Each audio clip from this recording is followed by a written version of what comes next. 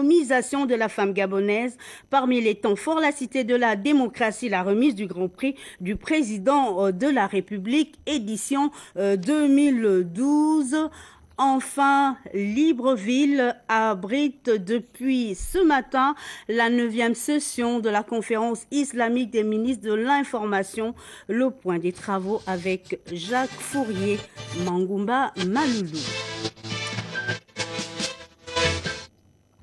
Mesdames, Messieurs, bonsoir. Merci de nous rejoindre sur Gabon Télévision en direct du studio Albertine Kumba. Onsou, figure emblématique de la télévision gabonaise dans les années 90, pour qui nous avons une pensée ce jour. Cela dit, les femmes à l'honneur à l'occasion de la célébration de la 15e édition de la Journée nationale de la femme gabonaise, événement marqué par la remise du Grand Prix du président de la République, cité de la démocratie, Rabia Delphine Yari de la presse présidentielle.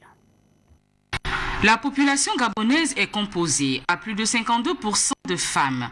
Un pourcentage considérable qui, du coup, constitue un potentiel humain non négligeable à mettre au service du développement de notre pays. C'est fort de ce constat d'ailleurs que les politiques menées au Gabon tiennent de plus en plus compte de l'amélioration des conditions de vie des femmes en leur accordant une place de choix dans plusieurs secteurs d'activité. C'est le lieu et le moment de rappeler que notre responsabilité est de créer et de maintenir les conditions optimales pour que chaque citoyen soit fier d'être gabonais, d'appartenir à cette nation qui place au centre de ses préoccupations l'épanouissement individuel et collectif.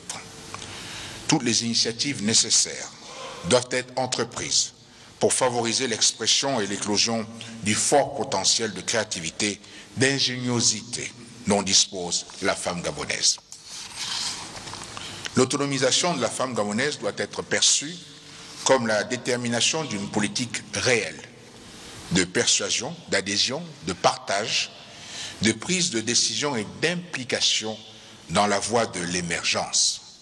Dans ce contexte, un changement de paradigme s'impose donc à toutes, mais aussi à tous. En matière de stratégie en faveur de l'épanouissement de la gabonaise, plus de doute. Aussi, la pérennisation du Grand Prix du président de la République, instaurée depuis 15 ans, vient-elle une fois encore démontrer que l'autonomisation financière de la femme est l'une des priorités des plus hautes autorités de notre pays dans la classification des actes à poser en direction des populations. Cependant, pour le chef de l'État, des améliorations doivent être apportées pour une optimisation de ces actions. La prise de conscience est un facteur important de l'appréciation personnelle des mécanismes d'autonomisation et en matière de suivi et évaluation, elle permet d'ajuster les politiques aux préoccupations des populations, créant ainsi les conditions d'une meilleure lisibilité de la promotion de la femme à laquelle notre pays s'est engagé depuis déjà quelques décennies. Beijing en 1995 constitue d'ailleurs une référence en la matière. Des stratégies qui ont déjà fait leurs preuves, comme le microcrédit, doivent être intensifiées et mieux encadrées en tant qu'appui multiforme aux femmes. La femme, socle de la cellule familiale et partant pierre angulaire de toute société. Le président de la République, de même que la première dame, en sont conscients et placent l'accès des femmes au pouvoir économique au cœur de leurs préoccupations. C'est pourquoi, au-delà des actions concrètes, ils n'ont de cesse de mener des plaidoyers pour que le bien-être des femmes soit une réalité absolue. Nous notons que l'autonomisation de la femme gabonaise occupe une place de choix dans le programme de développement des plus hautes autorités de ce pays. Le commentaire de Chirel Annabelle Bungota de notre rédaction. Aujourd'hui, comme chaque 17 avril depuis 1998, la situation de la femme gabonaise est passée en revue en mettant en exergue les actions menées tout en explorant de nouvelles pistes de réflexion pour garantir l'épanouissement de celle-ci. La femme gabonaise, cet être parfois incompris, parfois résignée, mais ambitieuse, incontournable, car acteur puissant du développement de notre pays. Cette journée, placée sous le thème de l'autonomisation de la femme, le gouvernement de la République met ainsi la lutte pour la promotion de la femme au centre de ses préoccupations avec le concours des organismes internationaux. Nous veillons à ce que chacun et chacune bénéficie des mêmes droits et opportunités, et ce en matière de santé, d'éducation, de formation, d'expression, d'accès à la justice ou dans le domaine de l'emploi, pour ne citer que quelques domaines. Pour véritablement promouvoir les activités socio-économiques des femmes, plusieurs projets porteurs sont mis en place, tels que le concours du Grand Prix du Président de la République, qui cette année vient mettre en avant le domaine de l'agriculture. L'agriculture étant un domaine qui nécessite des moyens humains, matériels et financiers que ne peuvent, autant pour moi, avoir ces femmes, le gouvernement, à travers le concours du Grand Prix du Président de la République, leur permet de bénéficier d'un appui financier considérable et d'une assistance pour accroître et mieux développer leur activité. Biaf Bineux, en français, nous aussi nous existons, c'est l'association primée cette année. Elle remporte 20 millions de francs CFA pour son exploitation de plusieurs hectares de plantations de produits vivriers. Nous allons augmenter nos superficies cultivées et nous allons aussi acheter une unité de transformation de manioc parce que nous avons beaucoup d'hectares. Je dirais à mes sœurs de revenir à la terre parce que la terre là elle est riche. À côté de cela, le concours champion du genre. 3 lauréates, 3 femmes de distinction. Agathe Okumba, Angélique Ngoma et Rose Francine Rogombe. Puis, la récompense des lauréats des concours de dissertation et de bande dessinée a bouclé la cérémonie. Les activités de cette journée se poursuivent donc jusqu'au samedi prochain avec l'organisation d'une conférence débat sur le mariage coutumier. Parmi les activités au programme ce jour, la visite des stands par le président de la République, chef de l'État Ali Bongo Ondimba. Les femmes, tous secteurs d'activité confondus, ont perpétué la tradition à la Cité de la démocratie sous le regard de Pélagie Mbouyono. Très présentes à cette 15e édition d'exposition, les femmes actives ont saisi cette opportunité pour présenter aux chefs de l'État et aux membres du gouvernement leur capacité de production. Nous cultivons du piment, des légumes, le folon, le maïs, du gombo, de la banane, les tubercules, en tout cas tout ce que nous mangeons. Le conseil que je peux donner aux mamans comme moi, en tout cas, c'est de faire le retour à la terre. Parce que sans ce retour à la terre, je ne pense pas que nous pouvions faire grand-chose. Nous réalisons 5 hectares de manioc et 4 hectares de bananes. Nous avons fait ça pour qu'on ait quelque chose dans les caisses, pour qu'on puisse subvenir aux besoins des membres. Il y a des femmes aujourd'hui qui construisent des maisons à l'aide de ça. Qui achètent des voitures à l'aide de l'agriculture. Dans le palmier, madame, vous trouvez tout. Vous avez l'huile, vous avez le chou, le palmier qui se mange. Vous avez le niemboué qui est là-dedans, madame. Vous avez les racines de palmier qui vous donnent des fauteuils. Vous avez le vin de palme. Nous sommes venus présenter nos bienfaits pour faire plaisir aux autres. Ça nous soulage beaucoup. Ça nous permet de payer le taxi des enfants. Ces femmes de tous les secteurs confondus ont expliqué au président de la République les difficultés éprouvées pour l'écoulement de leurs produits. Les plus grandes difficultés, c'est au niveau du transport. Nous avons vraiment des difficultés au niveau de l'écoulement de nos produits parce que les routes ne sont pas travaillées, les routes ne sont pas bonnes. Et nous avons les problèmes de transport aussi. Nous n'arrivons pas à satisfaire nos clients. Pourquoi? Parce que nous produisons, mais pas à la demande des clients. Après cette visite des activités réalisées par la femme gabonaise, le premier responsable des Gabonais a réaffirmé son engagement à promouvoir l'épanouissement de la femme gabonaise. Il est plus que nécessaire d'offrir des opportunités de renforcement de capacité à plusieurs niveaux, de lutter contre l'abandon scolaire en redonnant une seconde chance aux jeunes filles qui, pour une raison ont quitté les circuits formels d'éducation à s'insérer dans la formation professionnelle pour y acquérir des compétences qualifiantes ou diplômantes. En milieu rural, l'éducation fonctionnelle, les nouvelles techniques culturelles, la gestion des ressources financières, la connaissance de l'environnement et le regroupement de coopératives pour une mobilisation optimale des ressources sont autant de pistes à explorer pour un épanouissement de la femme vivant en milieu rural. Alors que cette journée nationale de la femme gabonaise soit un déclic pour toutes les femmes dans la lutte efficace contre l'oisiveté. Toujours concernant cette célébration et conformément aux orientations de l'Union africaine, le ministère de la Famille et des Affaires sociales, en collaboration avec les organismes internationaux, ont organisé à l'Institut français une conférence des femmes visant au lancement officiel de la décennie africaine dans notre pays. Parmi les invités, Tatiana Miko.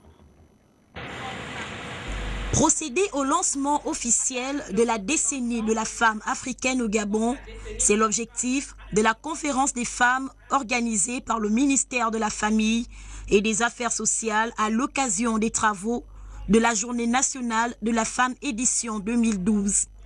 Axée autour de la période 2010-2020, la décennie de la femme africaine est une initiative de l'Union des chefs d'État et de gouvernement du continent, lancée en Nairobi au Kenya en octobre 2010, dont le but est d'accélérer les mesures internationales favorisant l'égalité entre les sexes et l'autonomisation de la femme. Ce lancement va insuffler une nouvelle énergie à tous nos efforts visant la promotion et l'application des instruments internationaux relatifs à la parité et l'égalité entre les sexes et faire de sorte que le Gabon passe de l'engagement à l'action. Pour permettre la mise en œuvre de cette décennie dans notre pays, le ministre de la Famille et des Affaires sociales a procédé à la constitution d'un comité national chargé d'élaborer des projets multisectoriels en faveur des femmes. Ces projets devront cadrer avec les ambitions du plan stratégique Gabon émergent pour atteindre les objectifs fixés par M. le Président de la République, chef de l'État, son Excellence Ali Bongo Ondimba. Nous devons donc nous concerter pour trouver la voie à suivre et agir ensemble maintenant. Nous devons agir pour que les droits humains ne soient plus bafoués dans notre pays. Nous devons agir pour offrir aux femmes des opportunités d'emploi et d'accès aux ressources productives. Nous devons agir pour une meilleure prise en compte des besoins spécifiques des hommes et des femmes. La décennie de la femme africaine désormais effective au Gabon, il ne reste plus qu'à souhaiter plein succès à cette activité dont l'épanouissement nécessitera la prise de conscience de chaque citoyenne. Célébrant en entreprise la journée nationale de la femme à la Poste SA, les femmes de cette entité se sont retrouvées autour des repas pour marquer d'une pierre blanche cette journée sur les lieux. Joyce, Lorna Awandi, Arnaud Mengue.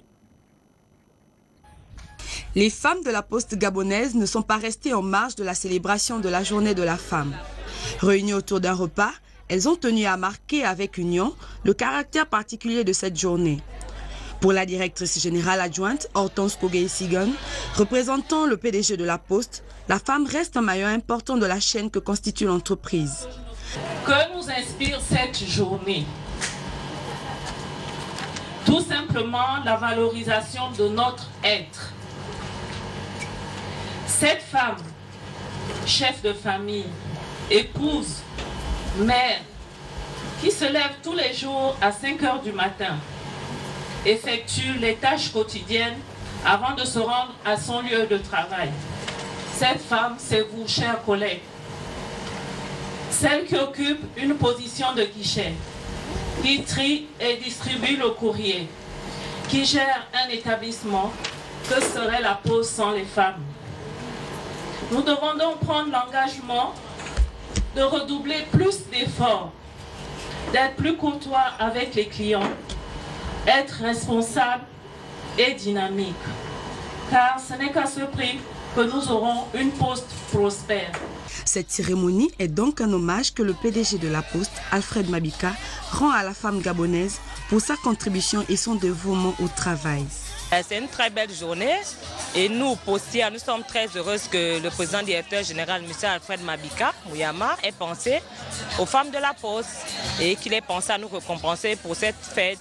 Et vraiment, c'est une très bonne chose pour nous, nous sommes très contents. La femme gabonaise est au centre de toutes les activités et particulièrement au niveau de la Poste, la femme de la Poste joue un grand rôle dans notre métier.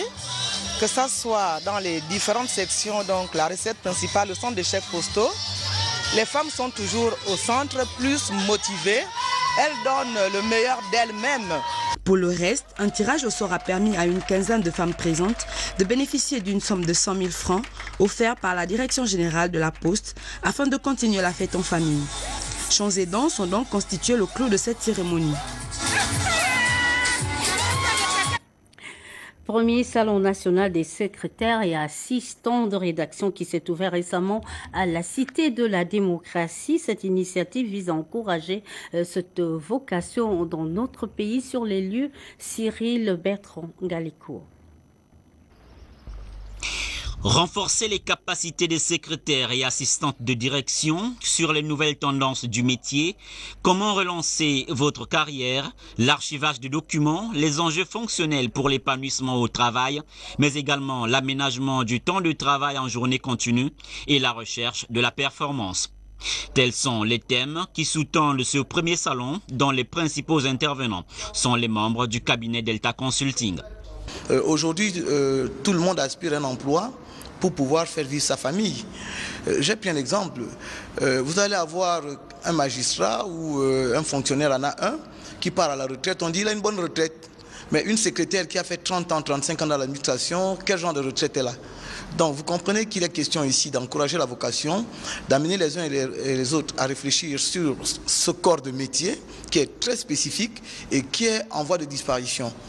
Tout simplement parce qu'aujourd'hui, nous n'avons pas réellement des secrétaires. Et que, comme je le dis, ce n'est pas parce qu'on est derrière une machine qu'on est secrétaire.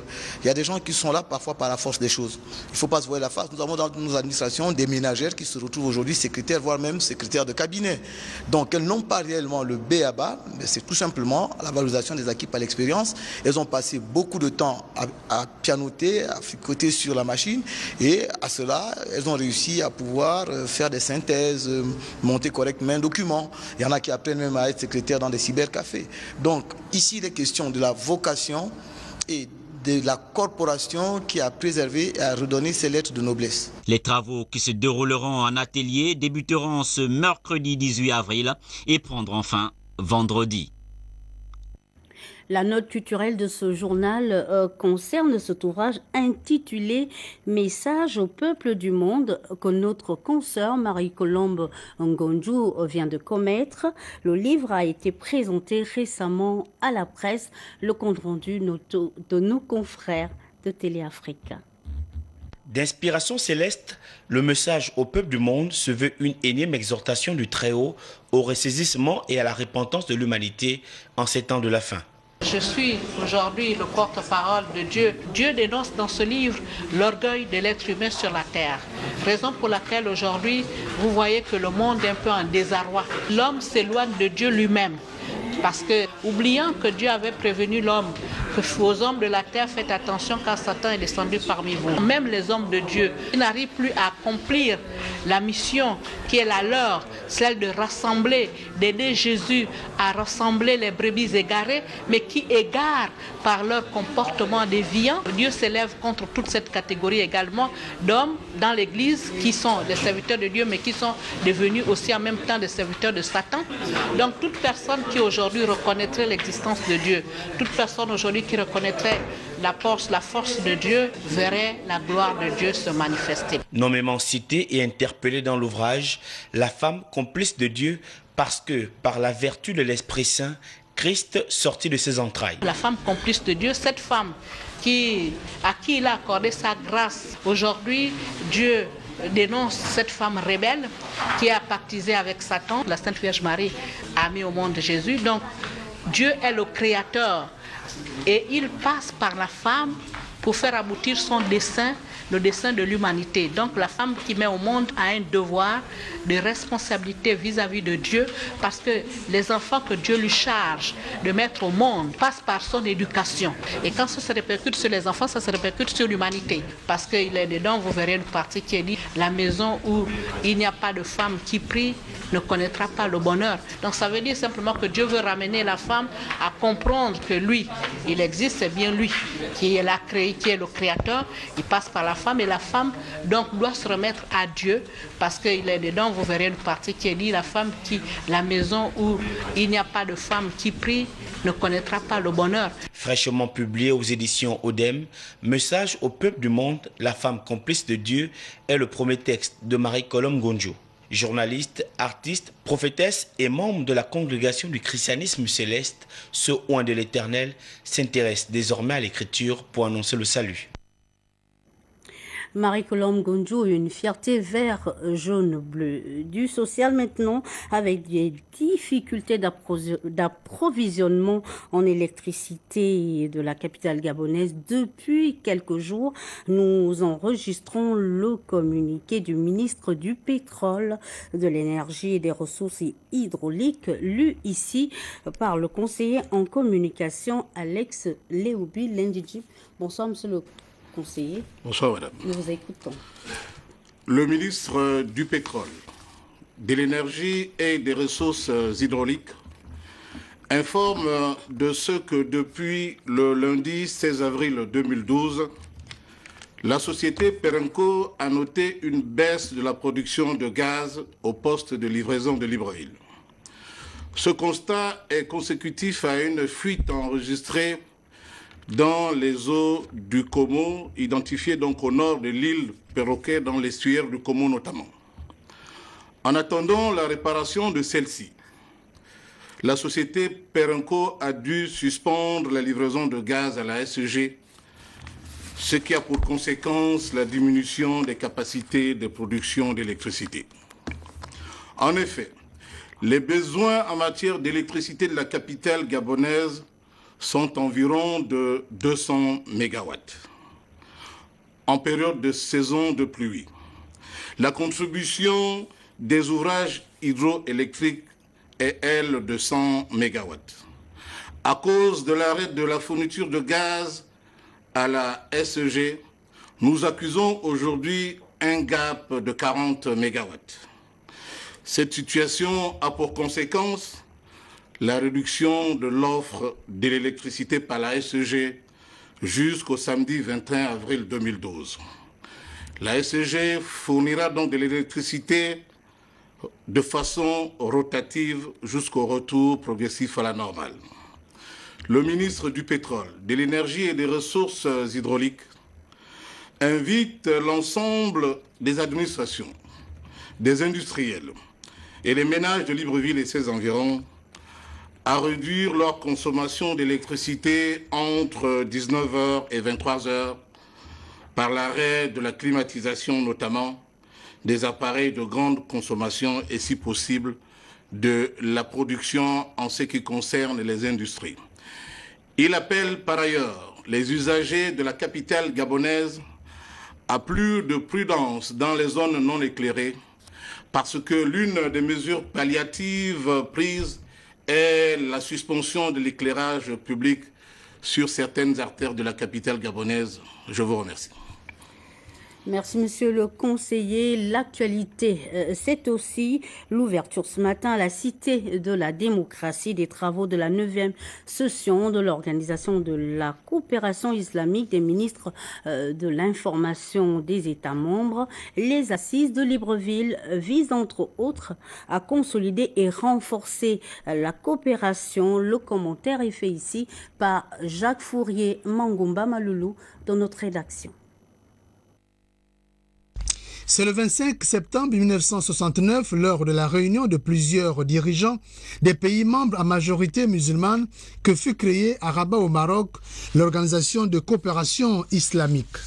La récitation des versets du Saint-Coran par l'imam Mohamed Rizogo, l'intervention du président de la réunion des hauts fonctionnaires de la 8e conférence islamique des ministres de l'information sonne le glas des travaux de cette 9e session de l'OCI. La réunion préparatoire de la réunion des ministres de l'information s'est focalisée sur plusieurs sujets, dont le lancement d'une chaîne de télévision islamique dépendant de l'OCI, mais aussi d'une station télétexte par satellite.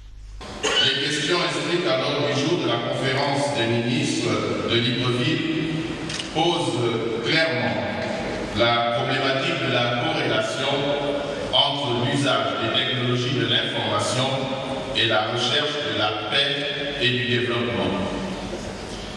Dans cette optique, la rencontre de ce jour devra fixer le cadre de coordination de l'action médiatique permettant de donner une image complète de l'action commune islamique.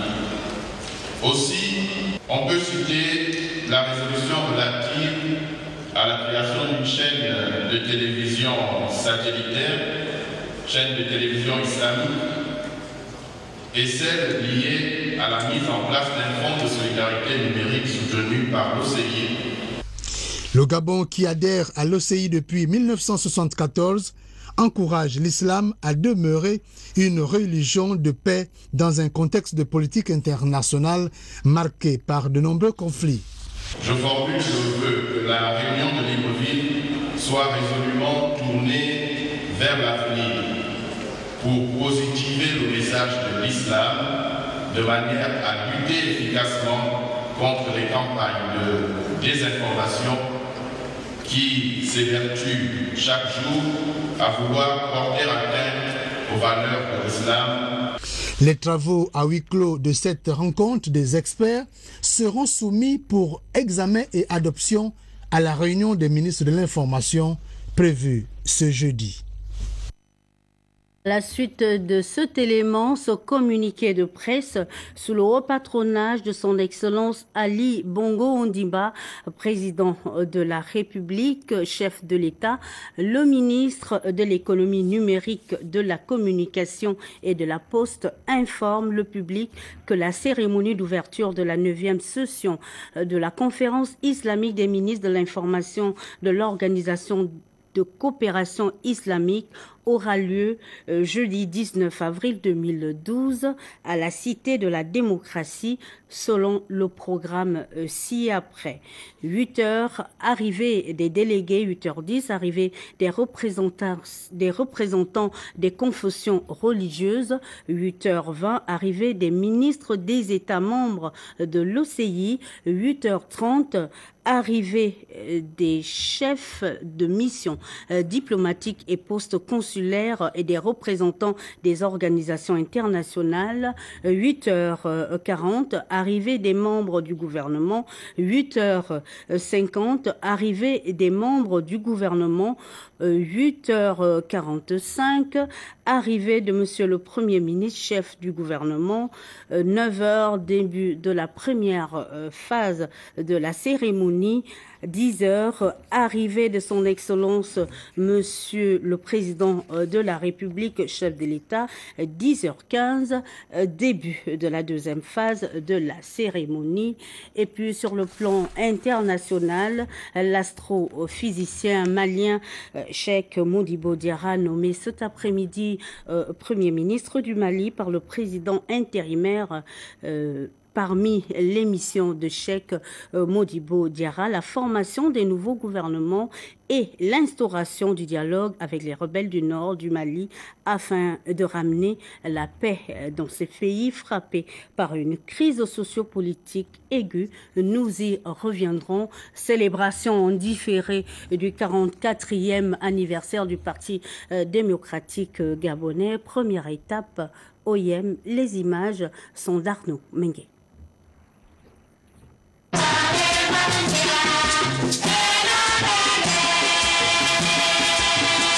Pour célébrer le 44e anniversaire de leur parti, les PDGistes d'OIM, emmenés par le membre du bureau politique de la commune François Ngonga Ouno, ont choisi de commencer par une messe d'action de grâce à la paroisse Saint-Basile-le-Grand afin de requérir la bénédiction de Dieu. Il était aussi question de se souvenir des militants disparus qui se sont grandement impliqués dans la vie de cette formation politique dans le chef-lieu du Wellington. Le Parti démocratique gabonais, par l'entremise de ses membres, veut véritablement manifester son amour, veut en même temps manifester sa reconnaissance vis-à-vis de tous ceux-là qui ont œuvré pour son émancipation, pour son développement. Conformément à la note d'orientation, cette célébration s'est faite en deux temps, le côté pédagogique et le côté festif.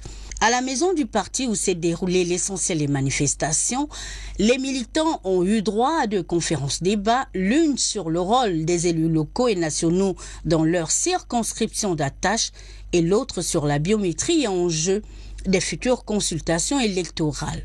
À la suite des conférenciers, François Ngonga Oono s'est réjoui des performances inédites du PDG aux dernières élections législatives et a sensibilisé les populations aux bienfaits de la biométrie qui est une innovation dans notre fichier électoral. C'est la première fois depuis 1990 que le PDG a remporté les 6 sièges du département du Wolof et les 16 sur les 17 sièges du Wellington.